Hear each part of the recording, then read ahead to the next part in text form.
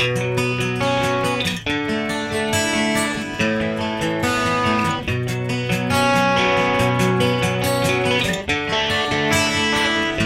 Everyone, कैसे हैं आप। तो आज हम पढ़ेंगे classification of matter on the basis of physical state. जैसे कि हमने प्रीवियस वीडियो में पढ़ा सॉलिड, लिक्विड, गैस की करैक्टरिस्टिक्स, और ये क्या है, अर्थ पर नेचुरली प्रेजेंट होती है। कैसे, हमारे सराउंडिंग में आपको सॉलिड भी दिखेगा, लिक्विड भी दिखेगा और गैस भी दिखेगा। तो ये क्या है, अर्थ पर नेचुरली क्या होते हैं, प्रेजेंट होते हैं। बट जो प्लाज्मा और बीईसी है वो अर्थ पर आर्टिफिशियली प्रेजेंट होते हैं। क्यों, वो हम आगे पढ़ेंगे। उससे पहले हम थोड़ा एटम के बारे में जान लेते हैं। जो एटम क्या है, वो स्मॉलेस्ट पार्टिकल है। जैसे हमारी बॉडी है, उसमें सबसे स्मॉलेस्ट पार्टिकल क्या है, सेल है। सेल से मिलकर बना हुआ है हमारी पूरी बॉडी। ऐसे ही कोई भी पार्टिकल हो या कोई भी मैटर हो, वो किससे मिलकर बना होता है, एटम से मिलकर बना होता है। तो एटम क्या है, स्मॉलेस्ट पार्टिकल है। उसके बाद हम उसकी क्या पढ़ेंगे, संरचना पढ़ेंगे कि उसकी स्ट्रक्चर क्या है और उसका कंपोजिशन क्या है। तो आप स्क्रीन पे देख रहे हो कि जो सेंटर में है वो क्या है, एक न्यूक्लियस है, जिसको हम क्या बोलते हैं, न्यूक्लियस बोलते हैं। और जो अराउंड है इसको हम क्या बोलते हैं, ऑर्बिट बोलते हैं। तो ऑर्बिट्स जो होती हैं उसमें कौन रिवॉल्व करता है, इलेक्ट्रॉन। इसमें क्या होते हैं, 3 पार्टिसिपेंट होते हैं। जैसे कि हम बोलते हैं कि भाई हमारे जो गेम है उसमें इतने पार्टिसिपेंट हैं, ऐसे ही आप समझ लो जो एटम है उसके अंदर क्या है, 3 पार्टिसिपेंट है। ये क्या है, एक स्टेडियम है। क्या है, एक स्टेडियम है। और उसमें क्या है, 3 पार्टिकल्स हैं। 3 पार्टिकल कौन कौन से हैं, एक तो है न्यूट्रॉन, एक है प्रोटॉन और एक है इलेक्ट्रॉन। ये 3 पार्टिकल हैं। और इसमें क्या है, इनकी पोजीशन डिफाइंड है कि भाई ये कहाँ कहाँ पे प्रेजेंट है। जो हमारा न्यूट्रॉन है और जो प्रोटॉन है वो कहाँ पे है, न्यूक्लियस में प्रेजेंट है। और जो हमारा इलेक्ट्रॉन है वो कहाँ पे रिवॉल्व करता है, उनकी सेल्स में रिवॉल्व करता है। इट मीन्स हमारे जो एटम है उसके अंदर 3 पार्टिकल्स मौजूद होते हैं, इलेक्ट्रॉन, प्रोटॉन और न्यूट्रॉन। अब इनके चार्ज के बारे में पढ़ते हैं। आप सिंपली इनके चार्ज को क्या करोगे, याद रखोगे। न्यूट्रॉन, प्रोटॉन और इलेक्ट्रॉन।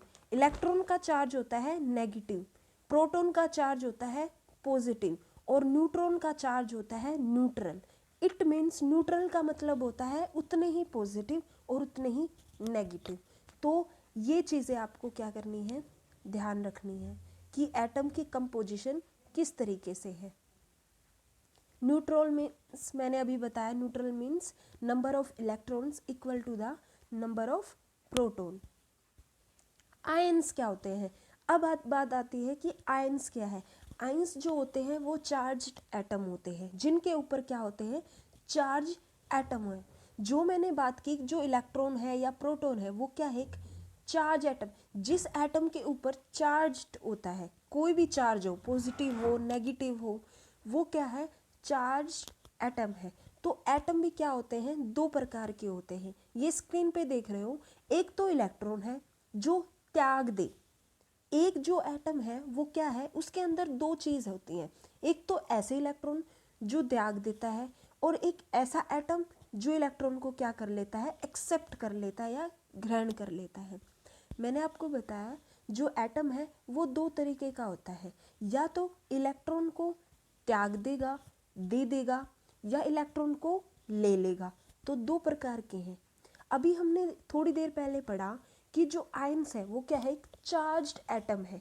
तो एटम की बात आई तो एटम भी 2 प्रकार के हो गए, एक तो इलेक्ट्रॉन त्याग देने वाला, एक तो इलेक्ट्रॉन दे देने वाला, और एक इलेक्ट्रॉन ग्रहण कर लेने वाला। ठीक है, या तो इलेक्ट्रॉन ले लेगा या इलेक्ट्रॉन दे देगा, 2 ही पॉसिबिलिटी होगी। इलेक्ट्रॉन त्याग दे, जब वो इलेक्ट्रॉन को क्या कर देगा, त्याग दे मतलब इलेक्ट्रॉन को एमिट कर देगा अपनी सेल में से, वो फिर क्या हो जाएगा, पॉजिटिव चार्ज। जो पॉजिटिव चार्ज है वो क्या हो जाएंगे, बढ़ जाएंगे।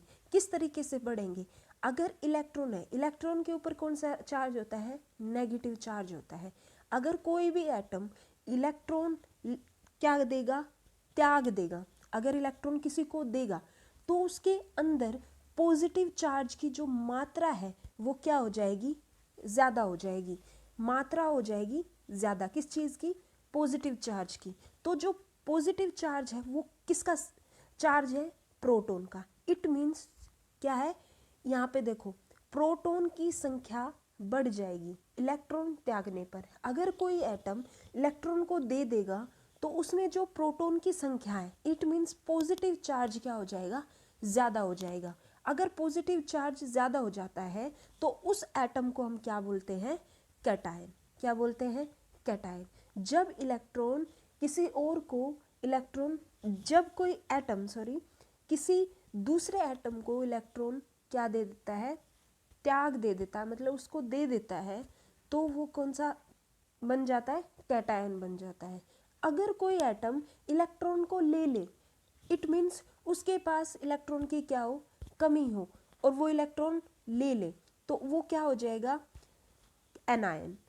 इलेक्ट्रॉन लेने के बाद वो क्या हो जाएगा, एनायन। वो किस तरीके से होगा, अगर एटम है उसके पास इलेक्ट्रॉन की क्या है, कमी है, और वो इलेक्ट्रॉन किसी से क्या कर लेगा, ले लेगा, तो उसके पास जो इलेक्ट्रॉन है, जो नेगेटिव चार्ज है, उसका चार्ज, जो मात्रा है, जो क्वांटिटी है, वो क्या हो जाएगी, इंक्रीज हो जाएगी।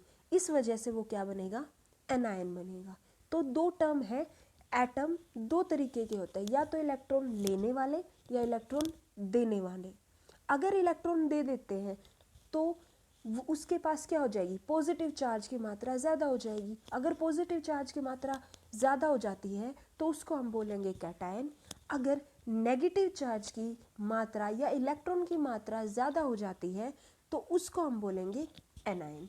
तो इस तरीके से हम एटम की क्या करते हैं, स्ट्रक्चर देखते हैं कि उसके अंदर क्या क्या जो आयंस है या क्या क्या चीज़ें प्रेजेंट होती हैं। उसका भी डेफिनेट क्या है, एक जगह है कि न्यूट्रॉन और प्रोटॉन तो रहेंगे न्यूक्लियस में, और जो अराउंड जो उसकी सेल होती है जिसको हम क्या बोलते हैं, ऑर्बिट बोलते हैं। वो भी हम आगे वीडियोस में देखेंगे कि ऑर्बिट क्या होता है और हमारी शेल क्या होती है, तो इनमें भी हम डिफरेंस को जानेंगे। अब तक हमने ये सारी चीज़ें क्या है पढ़ ली कि इलेक्ट्रॉन क्या है और प्रोटॉन क्या है। तो अब हम बात करेंगे प्लाज्मा। प्लाज्मा क्या है, मिक्सचर ऑफ फ्री इलेक्ट्रॉन्स और आयंस। मतलब अगर फ्री इलेक्ट्रॉन्स हो, किसी भी ऐसा मिक्सचर जिसके अंदर इलेक्ट्रॉन्स हो और आयंस हो। और नेचुरली प्लाज्मा स्टेट स्टार्स में मिलते हैं। जो हमारे स्टार्स होते हैं उसमें क्या होते हैं, प्लाज्मा होती है। अर्थ पर प्लाज्मा स्टेट किसी डिस्चार्ज ट्यूब, एक ऐसी ट्यूब जिसमें O2 न हो। डिस्चार्ज ट्यूब कौन सी होती है, जिसमें ऑक्सीजन प्रेजेंट ना हो, जिसमें इनसेट जो गैस है, जो इनर्ट गैस है, वो क्या हो, प्रेजेंट हो, और इलेक्ट्रिसिटी का फ्लो करके उसमें उत्पन्न की जाती हो। तो क्या है, प्लाज्मा जो है वो डिस्चार्ज ट्यूब में क्या होती है, अर्थ पे प्रेजेंट होती है, स्टार्स में कॉमनली मिलती है। बता दिया कि वे प्लाज्मा क्या है, फ्री इलेक्ट्रॉन्स है और आयंस है। नेचुरली जो प्लाज्मा स्टेट है वो कहाँ पे मिलते हैं, स्टार्स में मिलते हैं। और अगर हम अर्थ पे देखें तो प्लाज्मा स्टेट जो है वो डिस्चार्ज ट्यूब में होती है। और डिस्चार्ज ट्यूब क्या होती है, जिसमें O2 क्या ना हो, प्रेजेंट ना हो, इनर्ट गैस प्रेजेंट हो, जिसमें पहले से ही कोई इनर्ट गैस प्रेजेंट हो और उसमें इलेक्ट्रिसिटी के क्या हो, फ्लो होता रहो। तो ये सारी चीज़ें हमारी क्या है, प्लाज्मा है। इनर्ट गैस वीक गैसेज होती हैं जिसमें आउटर मोस्ट ऑर्बिट में 8 इलेक्ट्रॉन्स होते हैं। अब आगे पढ़ेंगे कि किस तरीके से हम इलेक्ट्रॉन्स का डिवीज़न करते हैं। जैसे हमने अब पढ़ा कि इलेक्ट्रॉन्स रिवॉल्व करते हैं, ऐसे ही जो इलेक्ट्रॉन्स हैं उनकी शेल आएंगी, फिर उनके ऑर्बिट आएंगे। तो वो चीज़ें हम आगे आने वाली वीडियोस में कवर करेंगे। ये उसका एग्जाम्पल है केमिकल इनएक्टिव। तो ये आप एक देखो कि प्लाज्मा क्या है। प्लाज्मा क्या है, एक ये ट्यूब ले ली, ये क्या ले ली, ट्यूब ले ली, उसमें आर्गन है, उसमें इलेक्ट्रॉन क्या, इसने इलेक्ट्रॉन जो क्या कर दिए, क्विट कर दिए। जैसे कि हमने अभी पढ़ा, जो इनर्ट गैसें होती है उसमें प्रेजेंट होनी चाहिए। इनर्ट गैसों में लास्ट जो शेल है उसमें कितने इलेक्ट्रॉन्स होने चाहिए, 8 इलेक्ट्रॉन्स होने चाहिए। और ये कैसे होंगे, इनका डिवीज़न किस तरीके से हम करेंगे ऑर्बिट्स में, वो हम आगे आने वाली वीडियो में पढ़ेंगे। आर्गन क्या बन जाएगा, पॉजिटिव बन जाएगा। किस तरीके से पॉजिटिव बन जाएगा, वो क्या है, इलेक्ट्रॉन को दे देगा, तो उसके अंदर जो मात्रा है वो किसकी, पॉजिटिव की क्या बन जाएगी, ज़्यादा हो जाएगी, और वो इलेक्ट्रॉन क्या कर देगा, एमिट कर देगा। ठीक है, तो ये क्या है, डिस्चार्ज ट्यूब में किसका बताया है, प्लाज्मा का बताया है।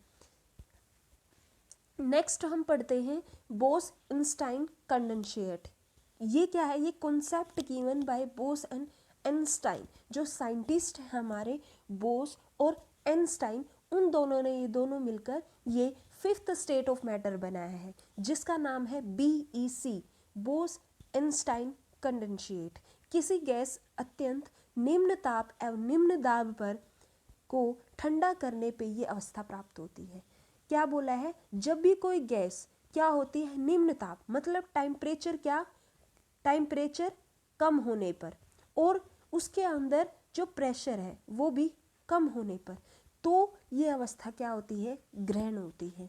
जो हमारा गैस है, गैस के अंदर क्या होता है, जब टेम्परेचर को हम डिग्रीज कर देते हैं, उसके ऊपर प्रेशर नहीं डालते हैं, तो जो बीच वाली स्टेट होती है, जैसे कि हमने प्रीवियस वीडियो में क्या देखा था कि जो गैस है उस पर हम अगर हाई प्रेशर डाल दें तो वो लिक्विड में क्या हो जाती है, कन्वर्ट हो जाती है। लेकिन ये क्या है, गैस और लिक्विड के बीच में जो स्टेट होती है, जो जब गैस लिक्विड के अंदर ट्रांसफ़र न होकर जो बीच की स्टेट आती है, वो स्टेट हमारी कौन सी होती है, बोस-आइंस्टाइन कंडेंसेट होती है। इसको हम क्या बोलेंगे, बोस-आइंस्टाइन कंडेंसेट। तो ये क्या है, इसकी एक करैक्टरिस्टिक्स है कि किस तरीके से बोस-आइंस्टाइन क्या होता है, क्रिएट होता है, और किस तरीके से क्या होता है, प्रेजेंट होता है। तो यही चीज़ें हमने एक क्या दिया, एक लाइन में बता दी कि किस तरीके से ये स्टेट क्या होंगी, प्रेजेंट होंगी। जैसे हमारा सॉलिड है, लिक्विड है, और क्या है, गैस है, ये इस तरीके से है, सॉलिड है, लिक्विड है और गैस है। जब सॉलिड और लिक्विड इनके अंदर जब परिवर्तन आता है, जब सॉलिड की जो स्टेट है लिक्विड में कन्वर्ट होने वाली होती है, उसके बीच में स्टेट कौन सी आती है, हमारी प्लाज्मा आती है। और जब लिक्विड और गैस के अंदर जो स्टेट होती है वो कौन सी होती है, हमारी BEC होती है। तो इस प्रकार से हमने फिजिकल स्टेट के बारे में जाना कि किस तरीके से classification of matter on the basis of physical state, जिसमें हमने सॉलिड, लिक्विड, गैस, प्लाज्मा और BEC के बारे में जाना। आई होप आपको वीडियो अच्छी लगी होगी, और अगर आपको वीडियो अच्छी लगी है तो प्लीज़ सब्सक्राइब, कमेंट और लाइक करना न भूलें।